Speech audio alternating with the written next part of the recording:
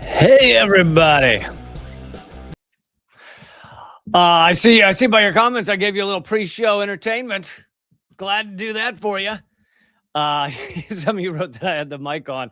I'm not sure what I said, but I think you heard me cursing at USA Today because you have to disable the ad blocker, and I already had disabled the ad blocker, but I hate these fucking sites. You can't read a goddamn news site anymore without them either forcing you to get behind a paywall, or they have a billion ads telling you to go buy a mattress.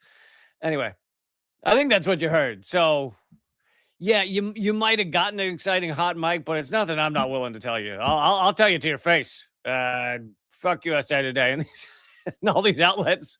We got to disable ad blockers and shit. Anyway, if I said anything other than that, then I'd be interested to know what it was I said. But yeah, we're gonna get into it, and So here's the thing. I did not watch the State of the Union because why would you subject yourself to 2 hours of Donald Trump saying idiotic, absolutely false bullshit? I mean, all State of the Unions are lies, but his are like a lie on a lie on a lie, a whole other level where it's I did read one of his quotes where he and he said this before, so it's nothing new, but that Americans come up to him and they say, we're so tired of winning, it's tough to win this much. And it's like, dude, what what little world of unicorns and fairy tales and fucking leprechauns are you skipping through? And he really believes in his mind that people are running up to him going, Donald, help me, I can't win this much. Yeah, so I didn't watch it, but I've read some of the things he said, and I'm going to go through debunking some of the shit he said, but here's where I will try to bring everybody to a place that is different from what I mean, there's plenty of debunking, right? You could turn on CNN and hear them debunk what Donald Trump said or his lies. I try and debunk the debunking. I like deeper. I do my best. And look, I'm not perfect. There are people that are smarter than me, but I do my best to get deeper than the standard debunking. So an example, which we'll get to in a minute, which I'll just simplify, is Trump will say, oh my God, there's so many jobs. Everybody has a job. Oh my goodness, look at the jobs. The debunking is, well, actually, if you look at unemployment, blah, blah, blah, here's the truth.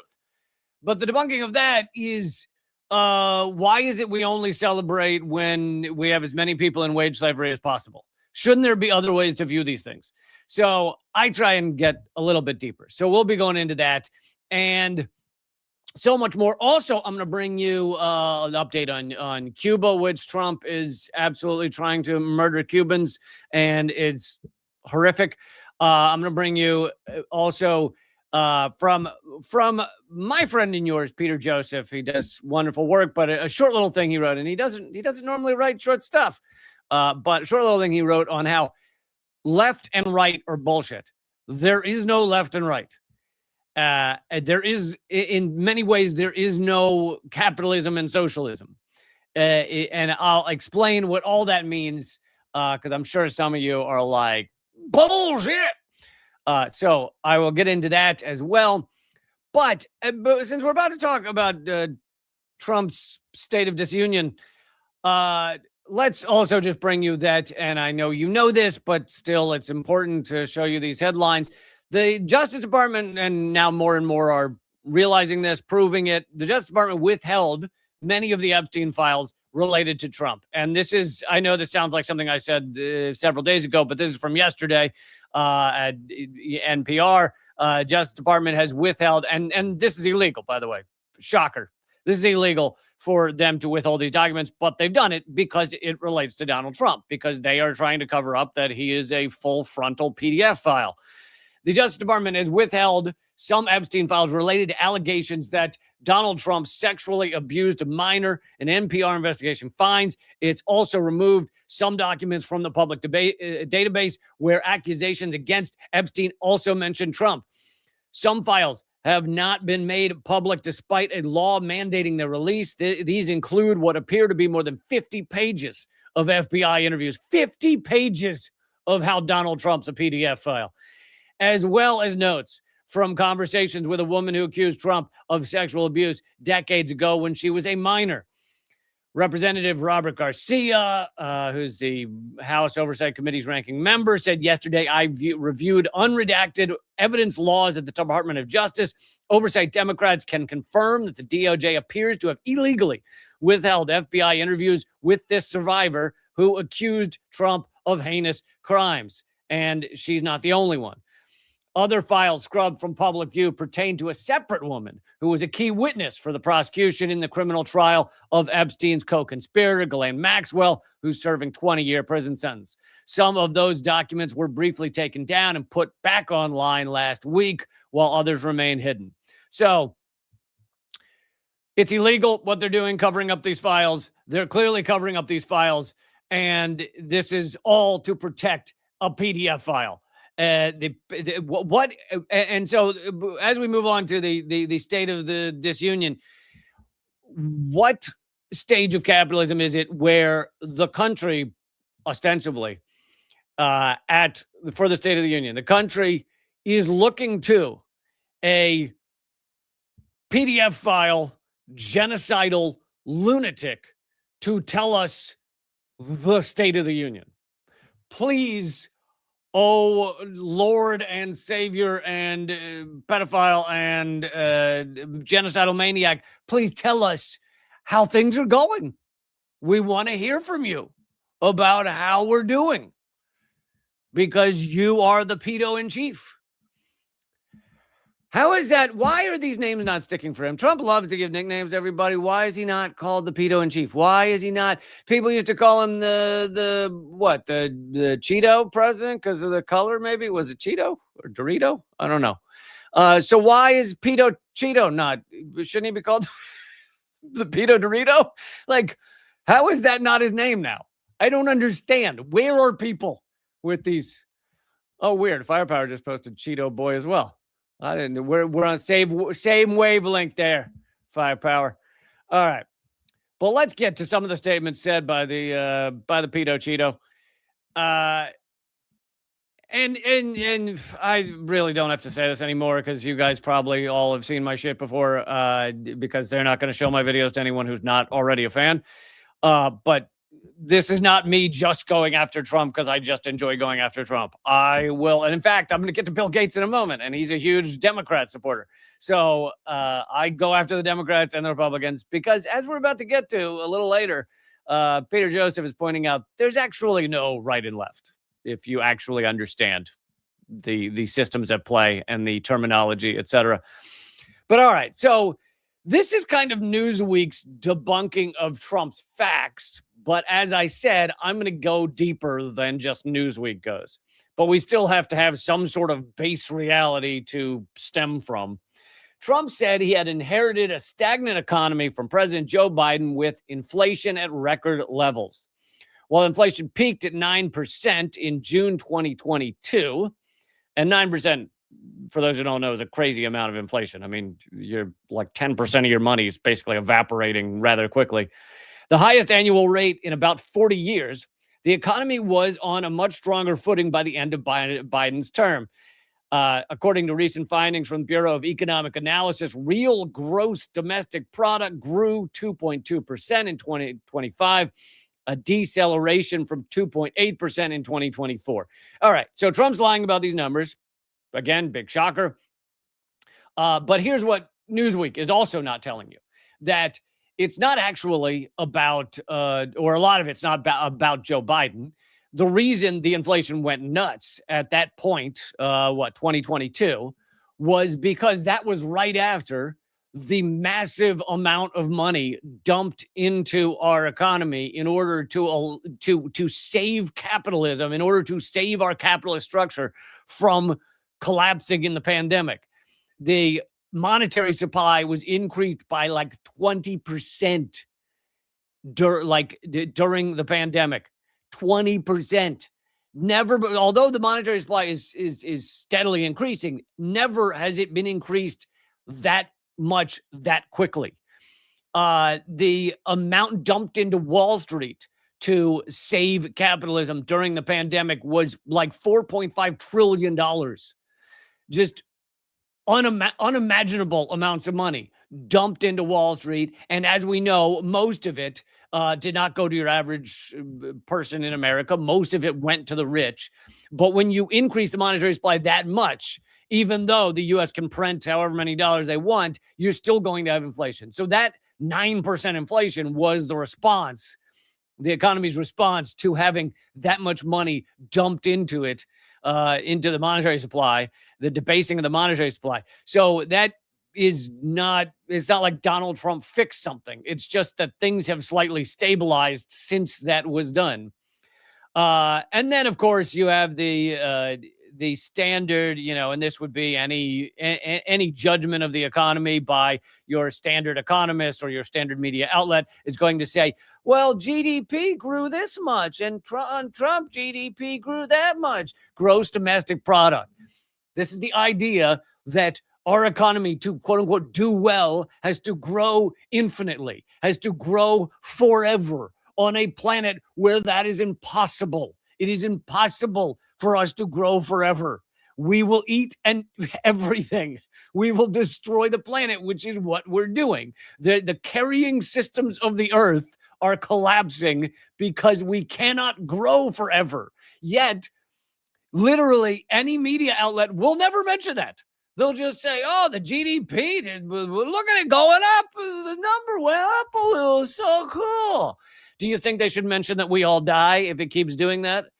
Now, here's the thing. You may go, well, when GDP goes down, it means people are unemployed. It means people can't buy things. It means other people lose jobs or don't have as high an income because people aren't going into stores. It's like, yeah, there's all these ramifications downstream connected to decreased spending, decreased employment, etc. But that's how fucked up capitalism is.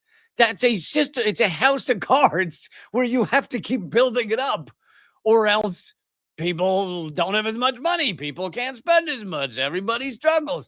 It is a completely fucked system from the ground up, and literally, like, almost no one is trying to figure out a way that we could do things better. The idea that we can't evolve past capitalism, even though it's only been around for industrial capitalism only a few hundred years, and it's designed to put the monetary supply power in the hands of a tiny number of capitalists, the richest of the rich, so that the rest of us struggle in wage slavery. Like, that idea is so pathetically unimaginative. But of course, they don't want you thinking about that. So instead, they leave the analysis at this. They leave the analysis at GDP number go up. Good times GDP up. Yay. It's like a 4-word analysis. Anywhere you go, any economist, any media outlet, that's it. Even most independent media will just go, hey, man, GDP went up. It's like, do you want to dig any deeper than the no? That's the end of my now. That's the end of brain shut down. All right. So now on a similar topic, let's get into what Trump said about jobs. And I assume most of you are thankful I'm not playing clips of him right now, because who needs to see a fucking genocidal pedophile? I only gonna appreciate these things when they're said by a genocidal pedophile. Genocidal pedophile has a nice ring to it. Genocide, pedophile, Cheeto, pedo. I think that's the full title. That's his birth name. He doesn't have everybody say the full thing because it's a lot of syllables there. Filling it out on forums is a mess. Genocide, pedophile, Cheeto, pedo. More Americans are, this Trump quote, more Americans are working today than at any time in the history of our country, right? And that's a big applause break, and everyone's excited, people jump to their feet. More Americans working than ever before. Well, here is Newsweek's analysis.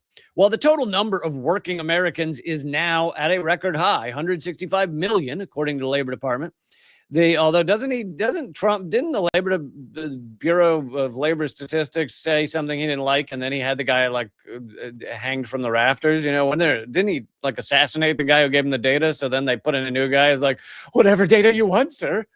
But anyway, the share of the country in work has steadily declined from the peak of 65% in mid-2000 and now just under 60% in January. So what they're saying is that although you have more people working than ever before in America, You also have a higher population because our population keeps going up, which we at this rate of consumption, which is also the term for a disease, I think appropriately. At this rate of consumption, we cannot exist like this, but our population keeps going up. So therefore, you may have more people working than ever before, but the rate of workers is actually lower. So Trump is essentially lying. They then say the unemployment rate has edged up to 4.3% from 4% 12 months ago. So unemployment also higher, marking one of the weakest years for job growth outside of a recession this century. So weakest year for job growth. Now, here's what Newsweek is not telling you. A few things. One is Newsweek is not telling you that the way we actually calculate jobs is largely bullshit. In employment, because you have a lot of people who are working in shit jobs, gig jobs that they have no job security. They could lose at any time. People are often working 2-3 jobs just to try and make ends meet because they're getting paid shit at these jobs. Then on top of that, they are not calculating all the people who gave up looking for a job. And you might go, how can someone give up looking for a job? Wouldn't they be homeless or something? Well, some people go and move back in with their parents. Some people just sit home and collect unemployment. Like, there are things people do when they give up looking for a job. But that is not calculated in our employment rates. So these numbers are, again, not really accurate. But here's the thing you really won't get, and I already kind of mentioned it, you really won't get from mainstream media, from mainstream politicians, even from most independent media, is, yeah, sure, you can talk about these numbers, number of unemployed, etc. But if you aren't talking about the fact that this is a effed up system where people have to sell their life force to a company to be able to afford to eat every day, even though most of these jobs we do in our lives are bullshit jobs, right? The David Graeber book, Bullshit Jobs. But most of it is bullshit. It's what are we doing? Why? We should all be working really hard to come up with a functioning system, a functioning society that does not require wage slavery all of the effing time. But we don't. And not only are we not working on creating that society, we don't even act like it's a topic of conversation.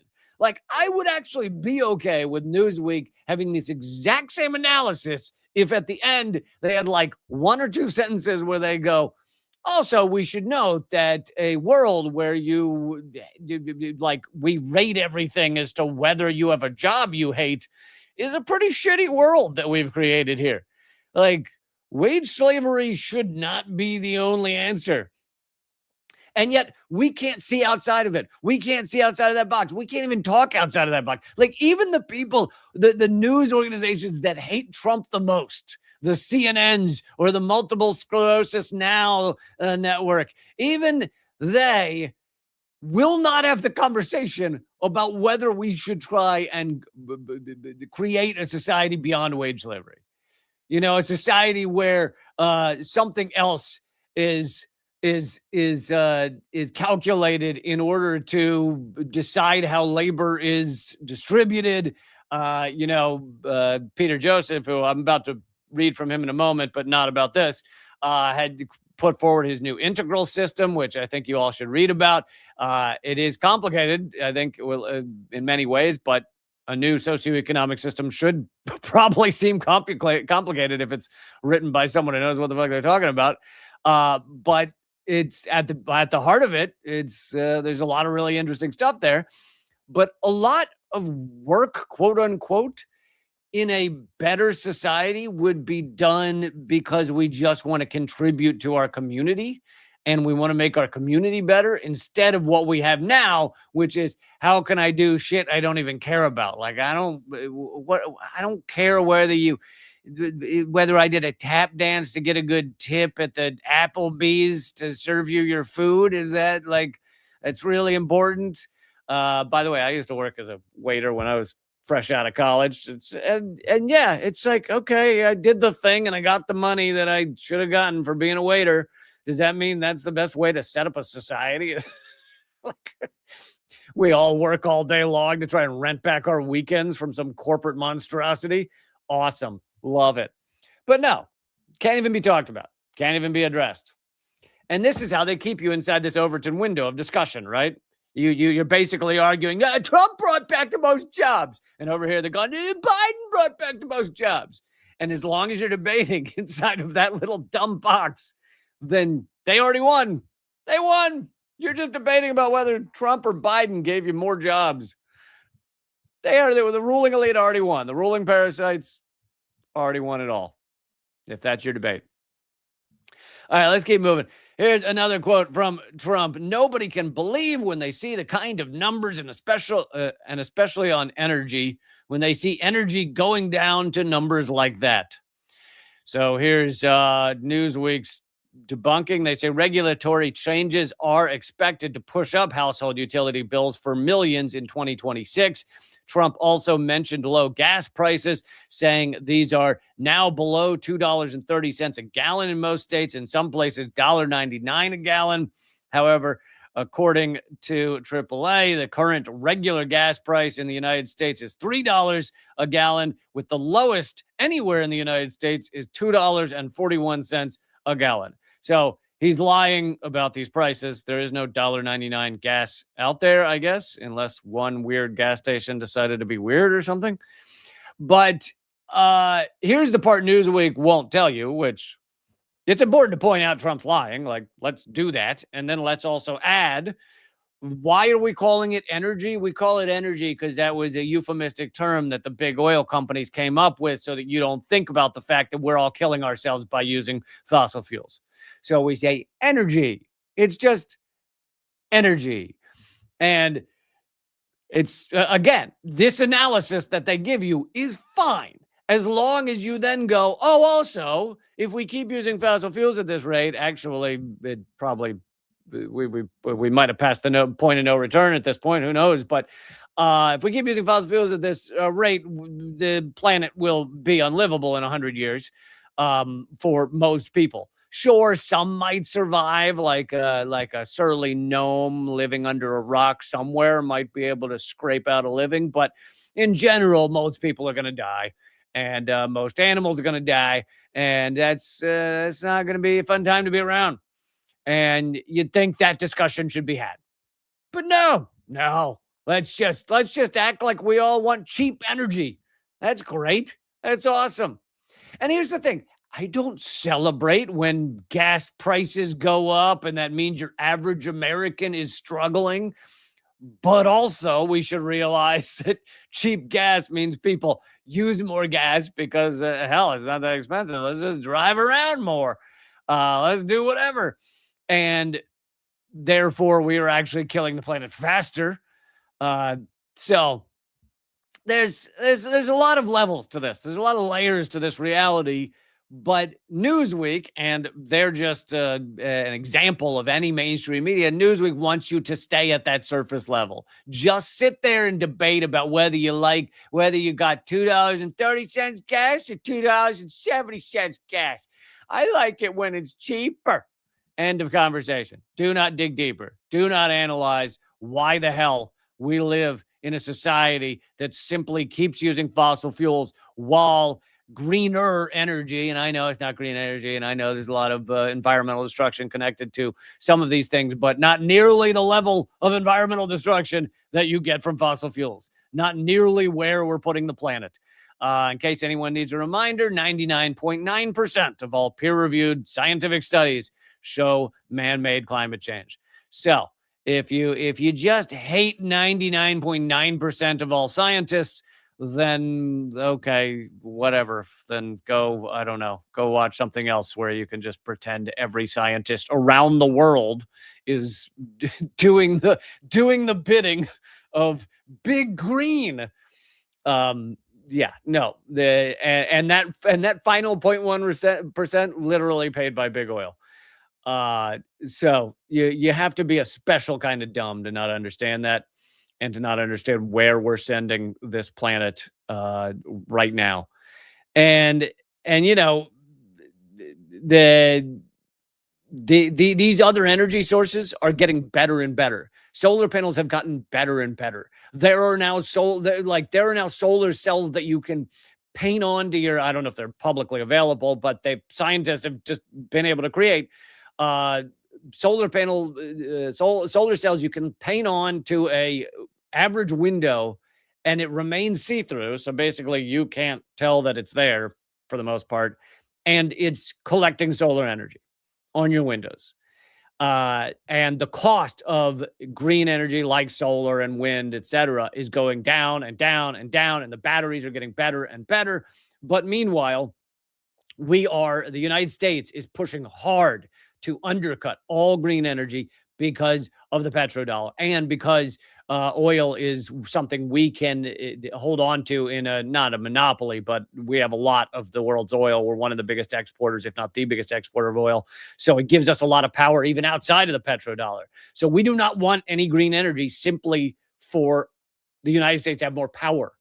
We want to kill our future so that the United States can continue imperial control. So it'd be nice if Newsweek would mention that, but no, I don't think we're not going to mention that right now.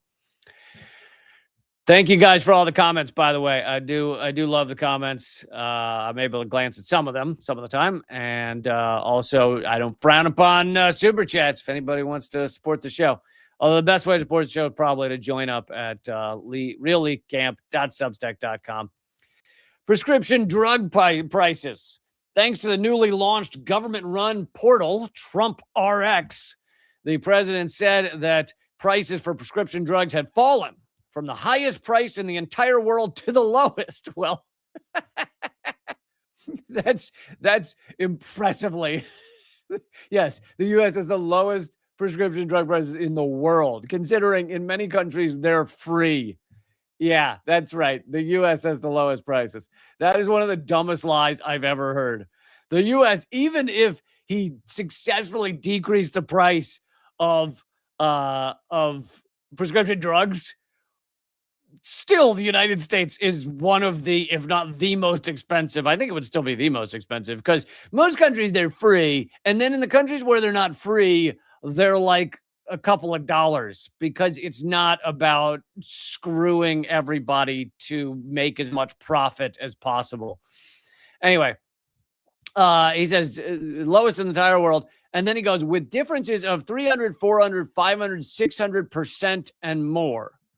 Now, Trump does not understand math. He never passed a math class. He doesn't know how numbers really work.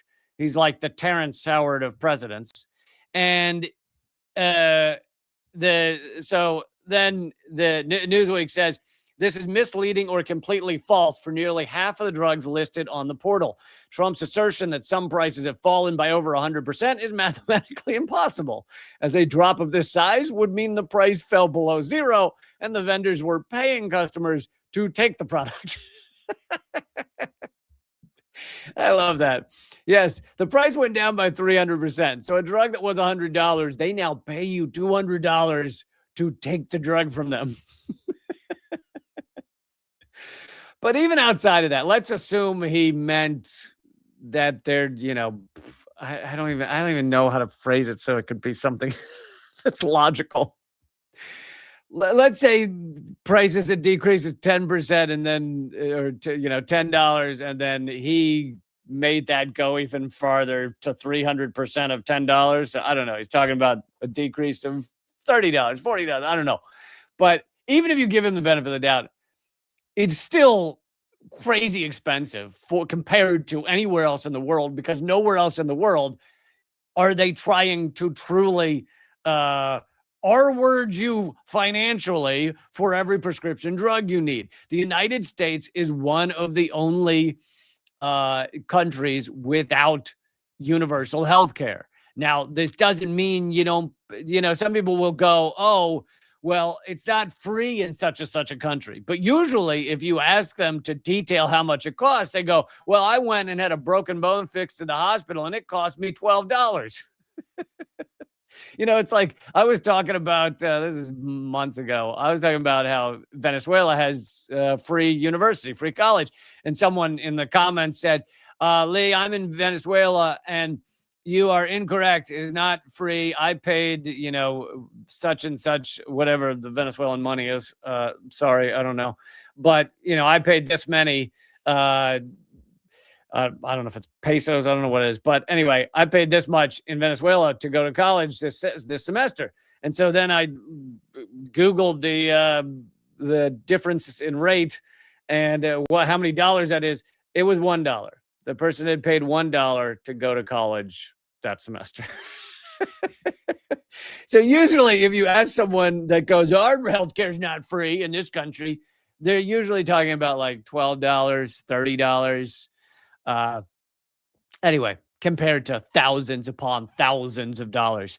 And here's another level that I will of reality of healthcare pricing in the United States. Another aspect of it that people need to understand about U.S. Death care that we have here. What the U.S. does to people with healthcare is that the American healthcare system. The reason we don't have universal healthcare is based on racism. It's based on white supremacy. It's based on eugenics. Look up the history in the early 1900s of when the U.S. was on the cusp of getting universal health care. There was a big push for people to have free health care. Now, that around that time, that was when, healthcare was getting better and better. And so there were actually fixes for a lot of things. And, there was a time where healthcare was literally like, you injured your foot, saw off the leg. Well, it started to get better and better. And so that meant doctors could do more and more for you. And so prices were going up a little. And there was a fight for universal, free healthcare for Americans. And that fight was stopped. I mean, basically, the industry, the insurance industry, was headed by, or the guy that spoke out the most about it. I don't mean he headed the industry. He was the vice president of Prudential Insurance. And he was a German, so literally German eugenics, who had come over, moved to America. And he wrote publicly, you can go read his writings about, he believed that, and this is, just after slavery is ending and things like that, and all the white people are worried about having the black people in the society and not as slaves any longer. And he had written and spoken a lot about how, well, if we give Americans, including black people, healthcare, then they'll live longer. And we don't want black people to live longer. And so therefore, let's make sure we don't give free healthcare to people. And his theory, which was not his, there were other white supremacists who had put forward this theory that, well, black people are inferior. And the only reason I'm saying that like that is because I know the algorithm's going to see the transcript of this and think I'm spouting white supremacy. So black people are inferior, and therefore they will die out quicker if we don't give them health care, if we don't give them free health care. And they will die, but the white people, even the poor white people, they're just better, right? Because white people are better. Of course. And so, therefore, white people will survive, black people will die out, and yay, it'll be an all-white society. That was his thinking. And he was the vice president of Prudential Insurance. And all of the information in this debate in the country that was supporting not having free healthcare all of the information was coming from him and his studies. And so he's making up a bunch of bullshit about how much it's going to cost to give everybody in America universal healthcare, et cetera, et cetera. And he wins. They win. So when you see how much this healthcare system in the United States is completely destroying people's lives, remember, it comes from white supremacy and eugenics. Awesome. Okay. Trump then claimed, he said that the Save America Act enforcing stricter ID requirements on voters was necessary to address rampant cheating in U.S. elections. And they then, I'll give you Newsweek's debunking, which is false, but in a interesting way. They say there's currently no evidence of widespread fraud in U.S. elections, as Trump asserts, with analysis from several think tanks, including the Conservative Heritage Foundation, indicating that instances of ballot fraud represent only a tiny share of votes cast. Now, that the part about the ballot fraud, meaning fraud by a voter like you or me, the average people, committing some kind of fraud, trying to put two ballots in the box, or you trying to push the computer voting machine a bunch of times, or not being a citizen but trying to sneakily get a vote in there. They can almost not find a single example. Literally, they have done in Trump's first term, they did so much work to try and find examples of this, and they found like one person in like Kansas who was not a citizen yet and thought they could vote. So they had gone and voted. And they were like, they put him in prison. This is basically an immigrant who didn't know that they couldn't vote. But even let's ignore the fact that they didn't know, and it's really a sad case that they got put in prison because they just thought they could vote in our election. But let's just for the sake of argument, let's say they were evil, conniving immigrant who wanted to pretend to be a citizen to vote. They found like one. It's like single digits. So literally, this is a non-problem.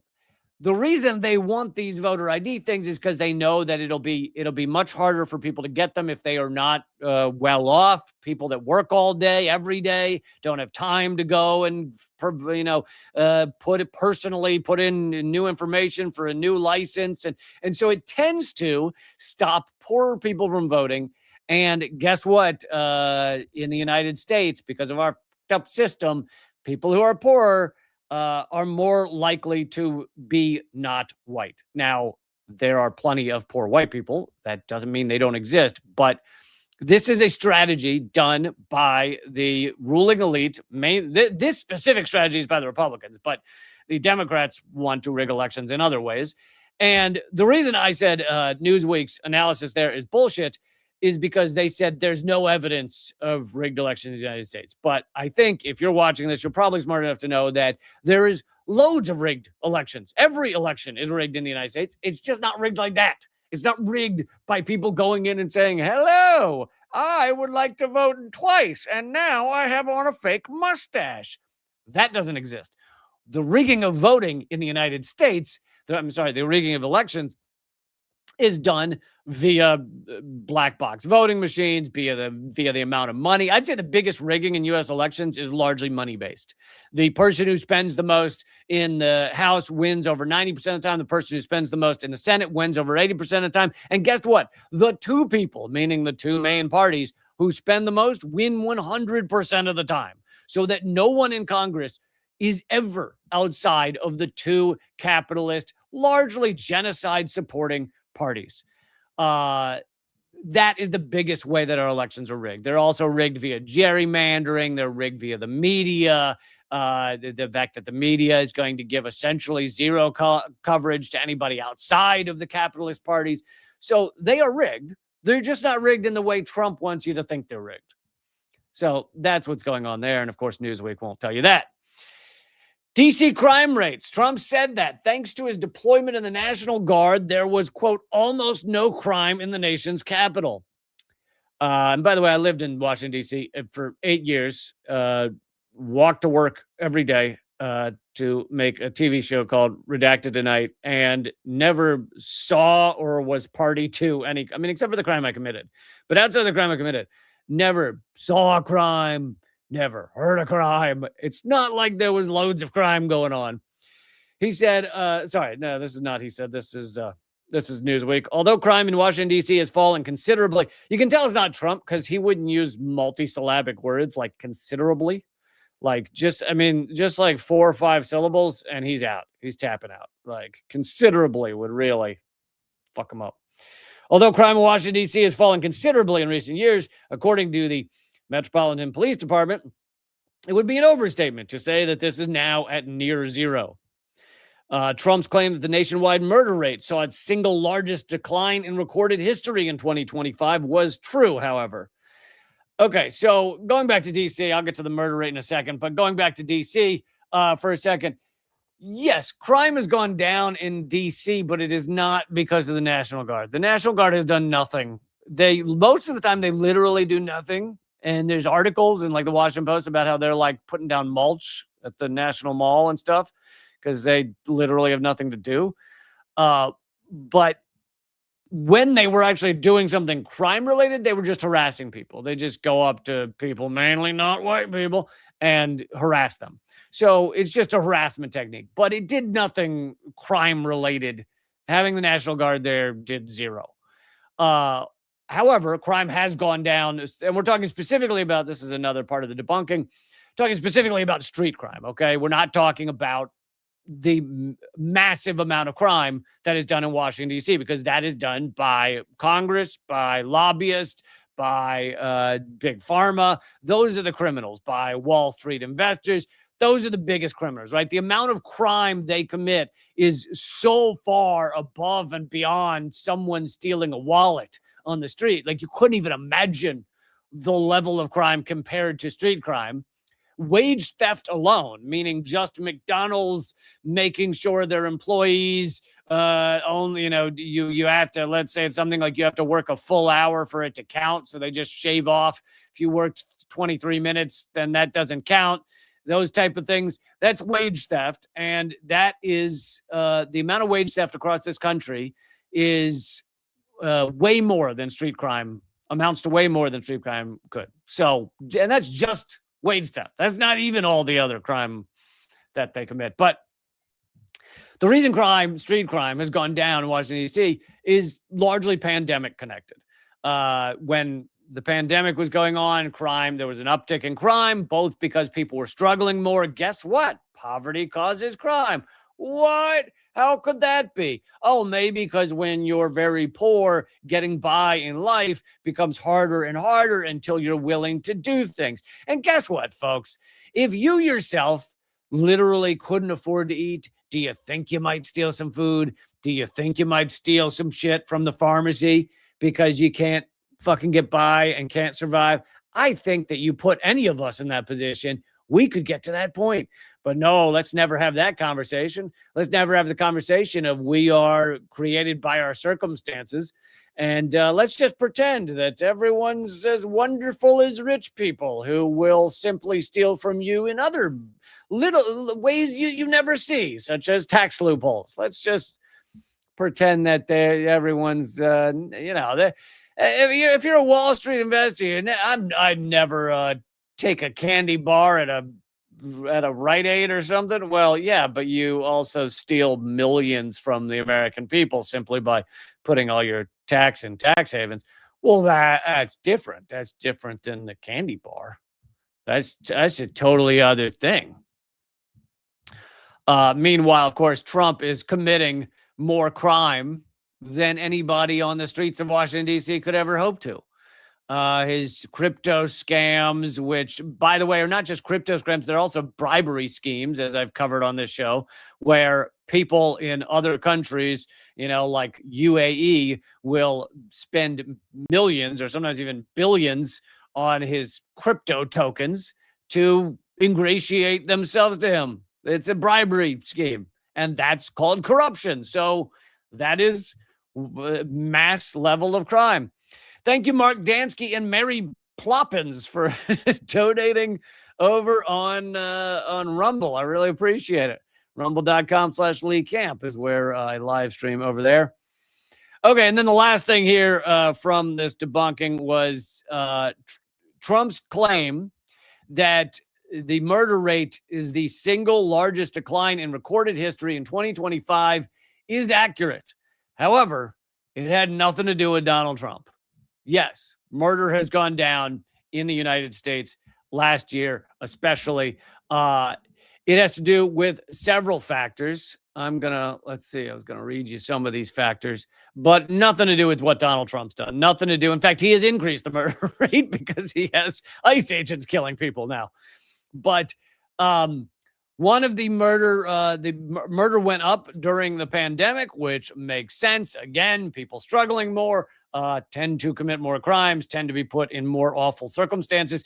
But outside of that, just if you like during the fucking lockdown, you got to be around someone like 24/7 for weeks.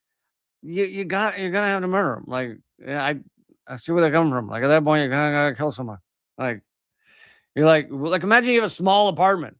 You got 2 rooms, and that person, the way they eat an apple, holy shit, dude, it's just gross. You gotta kill someone. I mean, I get it. And the snoring, yeah. So a lot of it was pandemic related, meaning it went up during the pandemic and then it has come down a lot after the pandemic. But there's also other factors. Let me read. This is from Council on Criminal Justice. They say one likely contribution includes significant investment in community violence interventions, CVI strategies, that several of these jurisdictions had made since violence surged in the wake of the pandemic. So basically, during the pandemic, violence surged, and there was also a lot of money sent to communities to try and help with them deal with the pandemic. One of the ways they used some of this money was things that actually work to decrease violence and decrease crime, not police. Police do not decrease violence. Police run to something that has become violent and they then add to it usually.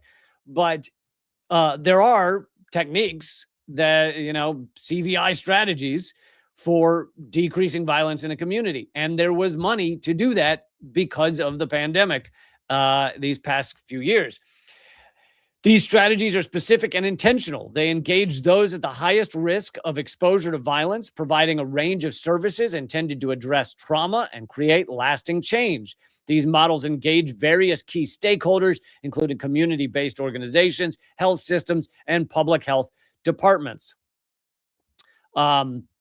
So they actually invested in things that actually decrease violence, as opposed to just giving more money to police. And so that is one of the reasons that you've seen a large drop in crime. Now, of course, these are things Trump doesn't want money to go to. He has no interest in, they like, for example, they've shown that after school basketball, funding it well and having the right number of, I guess they're not called teachers, I don't know, coaches or whatever, to facilitate it and help children who are having issues. Those type of things actually have a big impact on the community and on violence. Studies have shown. That's not police. That's community violence initiatives, and they work. But Trump, you think Trump was to fund after school basketball? Yeah. Let's see. Here's a little bit more. Record investments in CVI. We already did that. Increases in social support, youth development, community stabilization services following the pandemic, higher clearance rates for homicide and other serious violent crimes. I'll come back to that in a second. Intentional focused efforts by law enforcement and prosecutors to address violence, precision policing as opposed to just sending cops after everybody. City leadership adopting a whole government approach to public safety rather than relying solely on police or carceral responses. Another thing that heavily increases violence and crime is, guess what? People being less poor. So if you have various ways of addressing that, such as more food stamps or more community pantries, or, there aren't a lot of places in America who have this, but basic income, things like that, or free schooling or free daycare, because guess what? If a single mother has free daycare, then she doesn't have to spend that money on daycare while she works. So therefore she has more money. All of those things have been proven to decrease violence, decrease crime, increase education. You see the ripple effects? What? You mean it's not just guys with guns, like people fucking 5'3" dudes with little man syndrome and daddy issues who've been given a gun and a badge? You mean that's not the only way to fix crime? I really thought that was it. In New Mexico, they've just given free daycare to everybody who needs it. And that has these ripple effects where people then have more money in their pocket. They can then afford to actually see their children rather than working that other job where they literally never see their child in the waking hours. Things like that. So And then they say higher clearance rates on homicides is another thing. And that here's the thing is I've done we did like a 3-4 part series on my other podcast, Government Secrets, on how fake for a lot of forensic science is. But that doesn't mean it's all fake. Like DNA is obviously real. And so we're more surveilled than ever before. So that, yes, that does have an impact on crime. It also means we're more surveilled than ever before. So you see, so they can point and go, well, this murderer, we saw him on a ring cam. Yeah, you know what else you saw on a ring cam? Everything we've ever done. Yeah, funny how that works. And by the way, I just wrote a Substack column on how a leaked email from the founder of Ring Cameras admits to the entire company that Ring Cameras will basically be surveilling everybody. He talks about ending crime. Now, of course, that's a lovely thing to say. Oh, we're going to end crime. But how does he mean to do that? Oh, well, filming everyone all of the time. You'll be in a panopticon and it'll be awesome. It'll be so great. I can't wait. It'll be wonderful to just have everybody filmed all the time.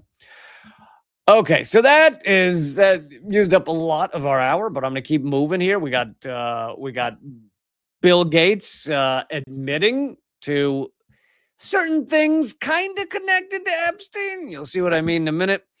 But I just want to say right now that it would be amazing if you feel like you've gotten a beer's worth out of this show. Here's the thing. If I were doing this show with you in your living room, now it'd be a little awkward because I'd be yelling at you and you'd be like, are you ever going to let me talk or what? But if I were doing this for you right now in your living room, would you be willing to buy me a beer? Because that would be so cool. And I need it after these shows, man. First thing I do is run to the beer. So if you're willing to buy me a beer for this show, then join up at reallecamp.substack.com. If you sign up for a year, it's like $7 a month. If you sign up for just a month, it's $8. And as you can guess, I have zero corporate support. I have zero billionaire friends. I have had my YouTube channel banned around the world, my Spotify podcast banned around the world, my TikTok channel banned around the world, and I'm suppressed on other networks. I've recreated. If you're watching this on YouTube, it's because this is the newer channel. But so it really comes down to whether you guys want to see my stuff continue, and I hope you do. reallecamp.substack.com. You can also join up if you want to be part of the like viewing community where you guys get together and like you can chat, you can post your own stuff. Even when I'm not live, you can post your own like articles and videos and stuff. That's leecamp.net, my locals page. You can get a month free by using the promo code LeeCampFree, one word, all caps. But leecamp.net is my locals page, and it is an amazing gang over there for everybody watching on locals. I love you guys. You keep the show going. And then if you're a diehard Patreon person and you will not do anywhere else, then patreon.com/leecamp.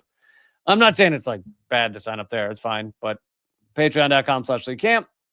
But yeah, reallecamp.substack.com. And here's the thing: is if when I asked you, would you get me a beer for this if I were doing it in your living room, and your answer was no, screw you, I don't care that you just gave me this awesome show for an hour, I'm not getting you a beer. I hope you'll still go subscribe in the free version, reallecamp.substack.com. I have a new column over there just yesterday about how Trump is creating a $1.5 trillion money laundering machine.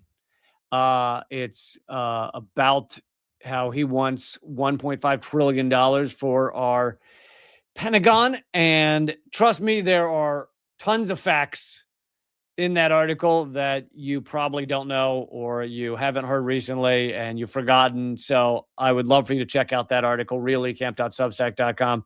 Not behind a paywall. You can just go read it. So yeah, that would be amazing. Okay. Let's get to what Bill Gates just fessed up to. Oh, by the way, for those of you who heard the hot mic before the show started, this is what I was cursing at. USA Today. where the only way they'll let you read the article is if you allow ads, and then the ads are all over the goddamn. I was thinking, whenever I have to show an article with stupid ads on the side, I think I'm going to make sure and insult all of the products. So it's like a negative ad. So first I have to insult USA Today. What a garbage outlet. So there you go. There's my promo for USA Today. And by the way, have you ever seen a USA Today? Like, a lot of hotels will give it to you for free. They'll like put it outside your room or lay it out or something. And it's basically 4 pages. Like an average USA Today is like 4 pages. And it is like written for Americans who don't know how to read, who like literally just see symbols. Because it's like the average column is like 7 words. It's like written for the Donald Trumps of the world. But anyway, that being said, I happen to find this article on on USA Today. Bill Gates, quote, took responsibility for his actions. No, he didn't. Over ties to convicted sex offender Jeffrey Epstein in a town hall meeting with employees of the Gates Foundation. So most of you know that the Gates Foundation is his giant philanthropic organization, which gives him massive control over large swaths of the universe. Because the Gates Foundation, guess what? When they donate a huge amount to a various place or entity, organization, they end up with a lot of control over that organization because that organization doesn't want to offend them, because then they're going to lose their Gates Foundation money. And this goes for a lot of media outlets. Gates Foundation has donated to a ton of media outlets. I can't remember them all. I think it might have been used to be Guardian. I know PBS and NPR were connected to the Gates Foundation. And so it means that all these media outlets are afraid to ever say anything negative about Bill Gates. Does that sound like philanthropy? Does that sound like he's helping the world? Or does that sound like he's basically controlling these media outlets without having to buy them, without having to outright buy them like Jeff Bezos did the Washington Post? Anyway, he said in a town hall meeting to the Gates Foundation employees that he answered questions at the twice-a-year meeting on a range of issues, including the release of the Epstein files. In the town hall, Bill spoke candidly. How do you fucking, like, he's still covering something up, so why is it speaking candidly? How do you know he spoke candidly? He could have been lying his ass off. I'm sure he was lying his ass off. Addressing several questions in detail and took responsibility for his actions. No, he didn't actually. The statement came in response to a Wall Street Journal report. So the Wall Street Journal reported on this, even though it was not public, but it was just for everyone at the Gates Foundation, but someone leaked it. Documents released by the Justice Department have indicated Gates and Epstein met repeatedly to discuss expanding the Microsoft founders' philanthropic efforts. The meetings came after Epstein was already imprisoned for prostitution involving a minor. Epstein, not like the guys in the mines, like not guys digging up coal. I mean, I assume he did that too, prostituted like a coal miner, but this was children. Epstein died by, and then I love how they always, like these mainstream outlets, they always feel the need to also throw in some extra propaganda. Epstein died by suicide. Oh, did he? Did he? Anyway, here's what Gates said. Gates said, I apologize to other people who are drawn into this because of the mistake that I made.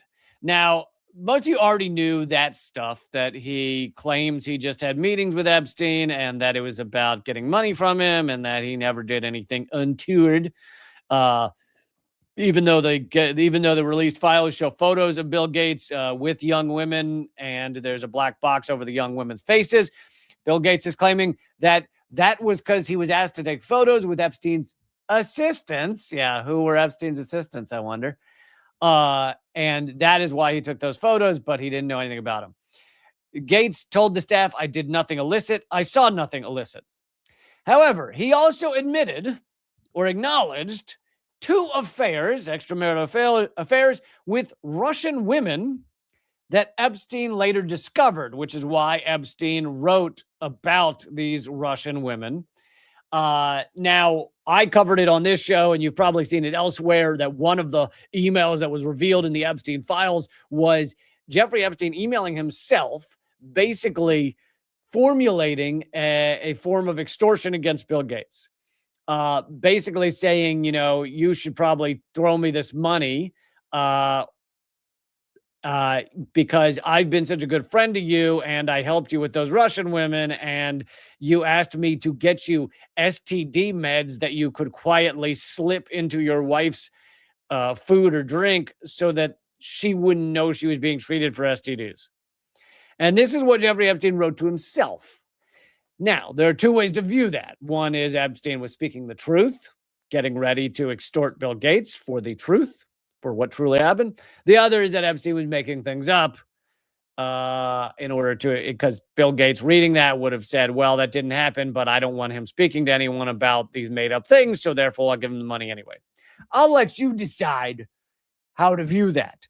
But that aside, whether that's true or not aside, Bill Gates has just admitted to having affairs with at least two young Russian women. Let's just assume they were of age, but they were clearly young. Now, that Epstein found out about a few things. One is, if Bill Gates had affairs with young Russian women, where do you think he met these women? How did this come about? Do you think it was literally just Bill Gates walking down the street and met a young Russian woman and said, hey, come on back to my place?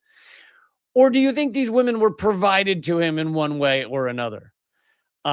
Which would be, whether it was connected to Epstein or not, that would be sex trafficking.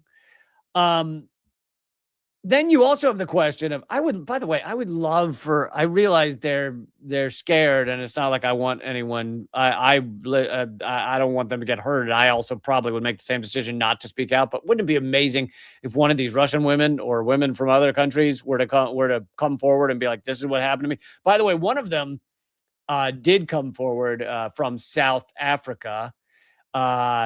She said, and I had this article highlighted, but I never got around to it the other day. I think she was of age. I mean, she was like a teenager, but I think she was maybe 18 or older, but or early 20s. But she ran into Ghislaine Maxwell at a club in South Africa. Ghislaine Maxwell said, I'm so-and-so, I'm with these powerful people. Bill Clinton's with me. Chris Tucker, the famous comedian, and he was like the top of Hollywood back in the early 2000s. And Kevin Spacey. All these people are with me, and we want to give you like a modeling contract or something. And then she walked the woman said, yeah, right, or something. And she walked with the woman to a restaurant nearby, and there sitting at the table is Bill Gates, Chris Tucker, and Kevin Spacey. And the woman goes, oh my God, she means it. And whether Bill Gates, Chris Tucker, and Kevin Spacey knew anything about what this woman was or what was about to happen, we don't know. But the woman says she was then given a modeling contract, quote unquote, or helped with her modeling if she flew to New York with Epstein. So Epstein then provided a visa for her like really quick. And she said that getting a visa out of South Africa at that time for her would have been really difficult. And somehow he was able to get it really quick. And she then flies to New York. She's only there for a short period before he flies her to the island and Little St. James, and she is assaulted and basically imprisoned, basically put into sex slavery. And so it seems like that was probably the standard operating procedure for them more often, was to entice them with these famous people.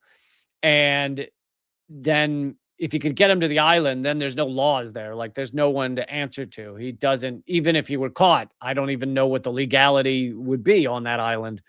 So he basically waited till he got her to the island to begin all of the assaults and everything. And anyway, that seems to be how it was going on. So here you have Bill Gates saying, yeah, I had affairs with these Russian women. Somehow Epstein found out. If Bill Gates were having an affair with a Russian woman on the down low that Epstein didn't know about, do you think he'd tell him? Do you think he'd go running to his friend Epstein and say, let me tell you about this Russian woman I'm having an affair with, even though I don't know you very well and I just want your money for my philanthropy?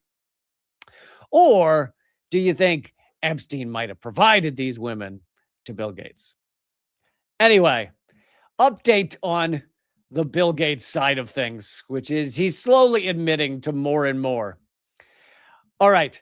I'm gonna have to put off Cuba until the next episode. However, I do want to get to this Peter Joseph post about how there is no right and left, at least not the way we define them. And I'm so glad someone's talking about this. Part of the reason you'll never hear this from even from independent media. I don't think I ever hear this. I try not to use the terms right and left too often. When I mention left, I do say liberals are not left. There's no left in left wing in Congress. There's no left wing on media. There's zero. So I do try and make that point.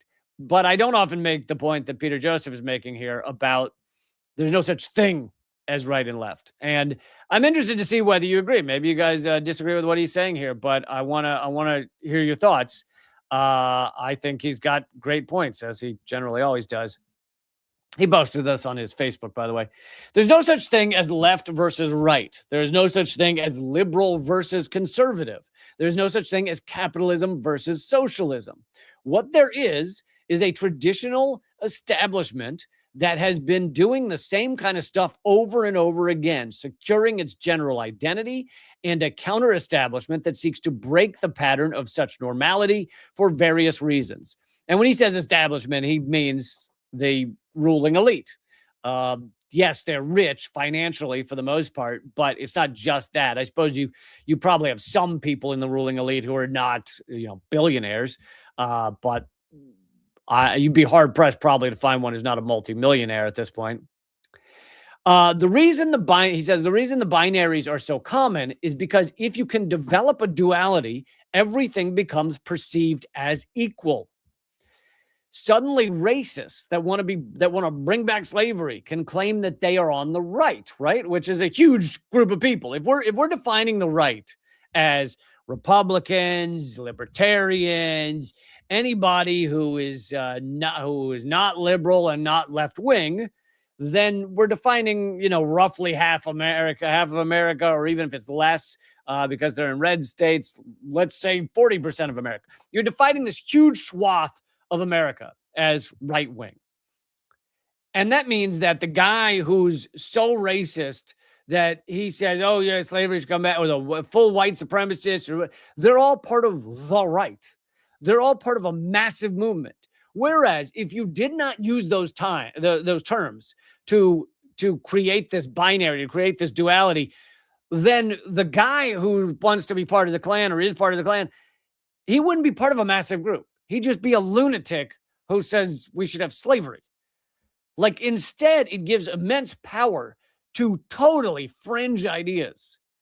But let me keep going. So they can claim they're part of the right and they deserve just as much of a platform and respect as people on the quote unquote left, which when Peter Joseph uses that term, much like right there, he's saying that's the way the mainstream media uses it, right? The mainstream media will call things left, as in Democrats, as in liberals. It's all left. Now, it's not really, because most of those people support genocide. I mean, that is not a left-wing concept. There is no left wing in Congress. There is no left wing really on the media. And the few people that they'll have that I would consider, now Peter's saying these terms don't even mean anything, but I guess prior to reading this post, I would have considered genuinely left. If they're allowed on mainstream media, they're on there once and never again. Like myself. I was on Fox News one time. I was on CNN one time. I was on MSNBC one time. Because they have you on and they go, oh, this makes us look bad. Because he's not willing to play the game, and he actually stands for some real shit. He's actually anti-capitalist. He's outside of the Overton window. He can't be here. And that's what the deal is with me. But anyway, Peter continues, it's a fantastic scam in the arena of so-called free speech as well, because someone can tell you the earth is flat and women should be in the kitchen only and men should rule the world. And by the way, I'm only skipping a couple of these because if I say them, the algorithm will delete my video or something. Only Christians should be allowed to vote, or whatever other variation of absurdity. They can say those things, and such degenerate minds actually think they should be given an equal platform to share their values, in contrast to the endless stream of fundamentally verified scientific data and general social awareness that exists. This is the power of duality framing. Duality gives immense power to absurd ideas, to fringe, lunatic, racist, homophobic ideas, anti-women. They all get a huge platform because they claim to be part of a massive movement called right wing. In the general political, fascistic, pro-establishment, regressive nightmare that plagues the earth today, the new trick is to look at any human rights or environmental rights or whatever non-selfish goal movement and declare those movements as categorically aberrated, an aberration, right? They're weird. They're different. They're not, like me for calling out capitalism and being anti-imperialist and standing up for environmental aspects, or calling out factory farming, which is a fucking horrific stain on all of humanity that we would even create those torture farms. Like, saying things like that is considered radical or an aberration, the real fringe stuff that's not, can't even be talked about. Whereas they're just standard thoughts of a human that cares about the world and other humans and the environment, and like animals shouldn't be tortured. Like, these should be common sense ideas. Being anti-genocide should be a common sense idea. It's just caring about other human beings. But instead, you put it in this ridiculous binary where, oh, well, you're either right or left, and neither of those are anti-genocide. Well, then what the fuck are they? What is that? He continues, if these tendencies continue in the way that they are going, eventually the true believers of human and environmental rights will be condemned as terrorists. I mean, this is already happening. And intolerant fringe factions that are destabilizing to society as a whole. And literally, the UK declared that if you're anti-genocide, you're a terrorist. And they were arresting people for supporting Palestine Action, which is an anti-genocide group. That the courts recently ruled that ruling illegal. That was definitely the best way to say that. And so they're now no longer arresting people for holding up a sign that says, I support Palestine Action. But we're quickly heading there, He continues, that is going to be the propaganda that resurfaces to shut down everything that isn't a violent, regressive, pro-capitalist, pro-war, pro-genocide, pro-patriarchal, environment-destroying establishment that will lead the whole of humanity to its demise. And here's an aspect of this that he didn't get to here, which, when someone does a little Facebook post, you can't expect them to say everything. But an aspect of this that he's not getting to is when we use these terms like right or left to depict, the entire swath of 50% of Americans or whatever, you're ignoring the fact that you could disagree on a very pivotal issue, or maybe you only agree with them on one issue, but you're then lumped into this giant group, and it's like, if you're going to call it all left wing, then how can you be left wing and support genocide? Like, that should not be. You should not call that left wing. But of course, it means that the term left doesn't actually mean anything. Instead, we should analyze things issue by issue, and you should vote for someone. We should eliminate parties, and you should vote for someone based on, like, well, they have a bunch of issues that I agree on, and the things that are red lines for me, like supporting genocide or acting like climate crisis isn't real, the things that are red lines for me, they don't support those, so I'll vote for that person. That would make more sense, rather than having these terms that kind of don't mean anything. They do, because they mean everything. Because, like, if we're saying, okay, Congress has a left and a right, well, okay, who's the left wing in the Congress? Well, it's this group of people who are essentially liberals. A few might be a little closer to the Bernie Sanders of the world, but they're still all liberals. Well, okay, so that's the left. So a large percentage of the left supports genocide in Congress. Well, yeah, they do support Israel as Israel commits genocide on a daily basis. Many of them do. Not all of them, many of them. So we're still calling them left wing, even though they're literally like genocide perpetrators, because these are also the most powerful people in America, second to the executive branch. And they're the ones sending the arms to commit the genocide. So they're not just supporting genocide, they're facilitating genocide. They are the genocide creators by funding it and arming it. And we're calling that left wing. Well, then the term has no meaning. It can't have any meaning. And most of them support war with Iran. Most of them supported war with Iraq, which killed 1 million people. So none of this is left wing by the view of left wing as supporting humanity. But it means that the term doesn't mean anything. But it's used to create this binary and Peter Joseph is talking about how it's useful to create this binary so that fringe radical white supremacist ideas can pretend to have the support of half the country. But it's also useful because it's the divide and conquer strategy for the ruling elite, the ruling parasites. They can say, here's the right and the left, and you've got to pick a team, and whichever team you're on, you got to support these people in Congress. Oh, they're all capitalists. Oh, most of them support genocide, most of them support war, most of them support empire. But you got to pick one of those. Well, why am I voting for people that support war and empire and death and destruction? Oh, well, because you got to pick one. You got to... and it's this, the divide and conquer thing works great. Instead, the people who are not the ruling elite, not the ruling sociopaths, should unite to stop that 0.01%. And we need a sociopath test. I've been saying that for years. Like, because sociopath tests are getting pretty good, nowadays. Like, you could probably ask ChatGPT to give you a sociopath test. It could probably tell you pretty quick if you're a sociopath. I haven't tried that. Maybe I'll try that.